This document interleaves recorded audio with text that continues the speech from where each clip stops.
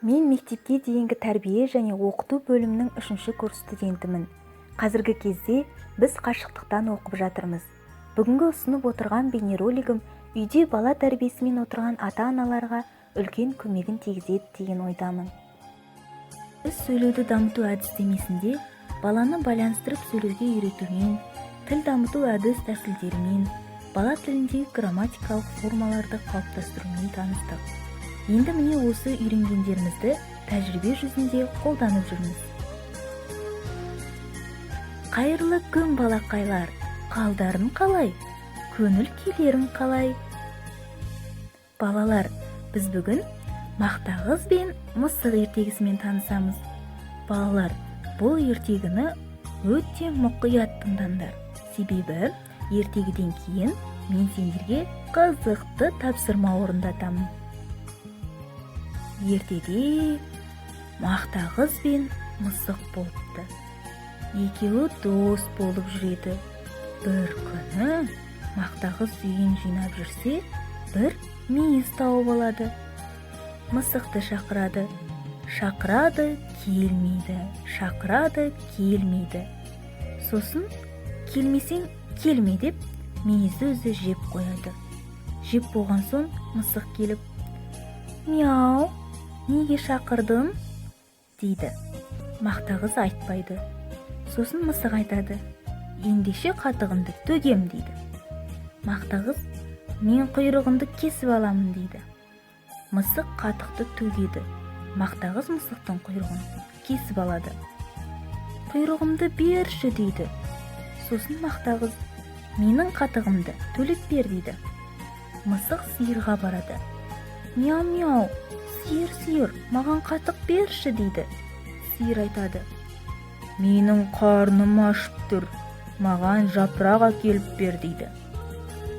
Мысық ағашқа барып, «Мяу-мяу, ағаш, жапырағымды берші» дейді. Ағаш айтады, «Мен шөлдеп тұрмын, су әкелсең жапырақ беремін» дейді. Суға бара жатса, су әкеле жатқан қыздарды көріп, «Қыздар, маған су беріңдерші» дейді. Қыздар, «Бізге сағыз әкеліп берсең, біз саған су береміз» дейді. Мысық дүкенге барады. «Мяу-мяу, ай дүкенші, маған сағыз берші» дейді. Дүкенші, «Маған жұмыртқа бер» дейді. Мысық тауыққа барады. «Мяу-мяу, тауық, маған жұмыртқа берші».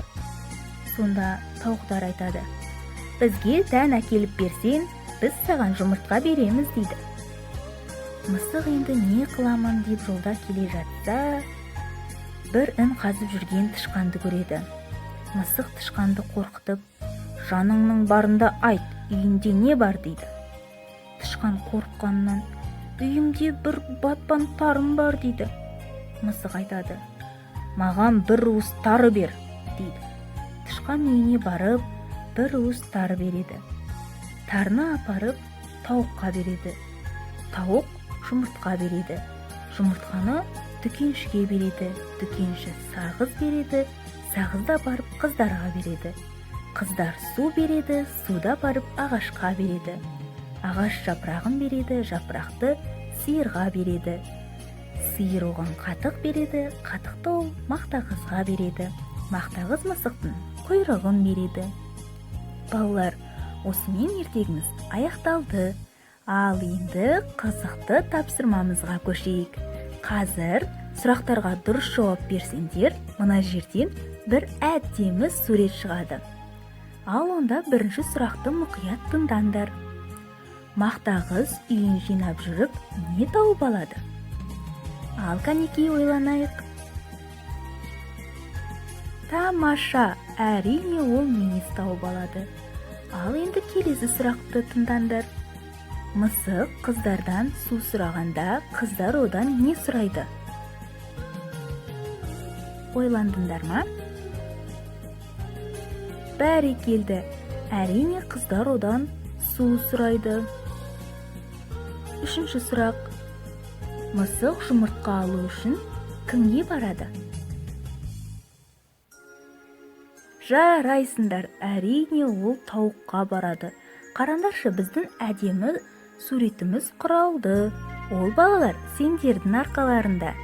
Сендер сұраққа дұрыс жауап бергендіктен. Жарайсыңдар балалар, сендер ертегіні мұқият тыңдағандықтарынан суретті бірден құрадыңдар. Сендер өте ақылды бала екенсіңдер.